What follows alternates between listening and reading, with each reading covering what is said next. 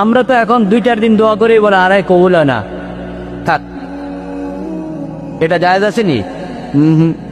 দোয়া করতে থাকতে হবে, কবুল হয় না আর করব না, এটা অন্যায়। এটা কি অন্যায়, আল্লাহ নারাজ হন। দোয়া করতে থাকতে হবে, কারণ দুনিয়াতে না পালেও কোথায় পাবো? আখিরাতে পাবো।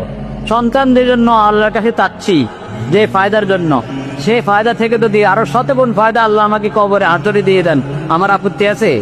নাই। দোয়া করতে থাকবো। সন্তান যার নাই, আল্লাহর কাছে দোয়া করতে থাকবে। মাদারের কাছে চাবে না, পীর ফকিরের কাছে চাবে না, বাবার কাছে চাবে না। পীরদেরকে বাবা বললে কাজ হবে না। পীরকে যতই আব্বু বলেন আর বাবা বলেন, কাজ হবে না। পীর আল্লাহর বান্দা। পীর কার বান্দা? আল্লাহর বান্দা। যে পীর সুন্নতের অনুসারী না, শরীয়ত মানে না, যার নিজের ঈমান ঠিক নাই, এমন পীরের কাছে যাওয়া জায়েজ নাই, এমন পীরের কাছে যাওয়া হারাম। মনে রাখতে হবে, যাইতে হবে কার কাছে? যে শরীয়ত মানে, যার ঈমান আকীদা ঠিক আছে, এমন পীরের কাছে যাওয়া যাবে।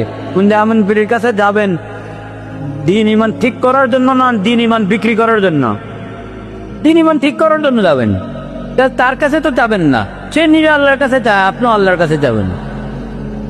তার কাছে দোয়া চাইতে পারেন যে হুজুর আপনি আল্লাহর কাছে আমার জন্য কি করেন? দোয়া করেন।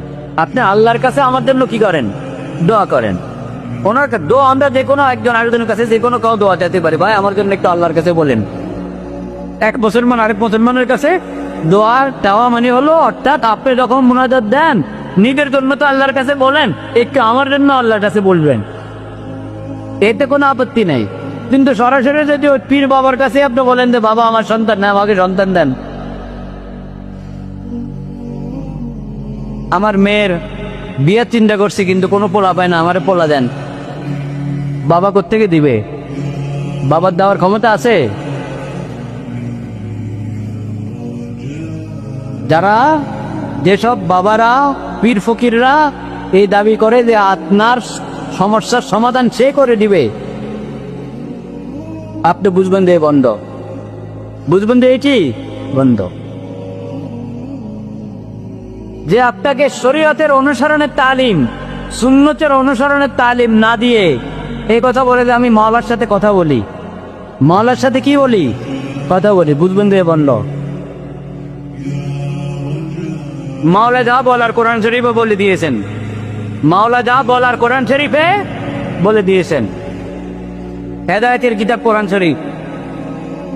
মাওলা যা বলার, রাসূলুল্লাহ আল্লাহর নবী, আল্লাহর রাসূল, সর্বশেষ নবী, সর্বশ্রেষ্ঠ নবী, বিশ্ব নবী, খাতামুন নবীন হযরত মুহাম্মদ মুস্তাফা সাল্লাল্লাহু আলাইহি ওয়াসাল্লাম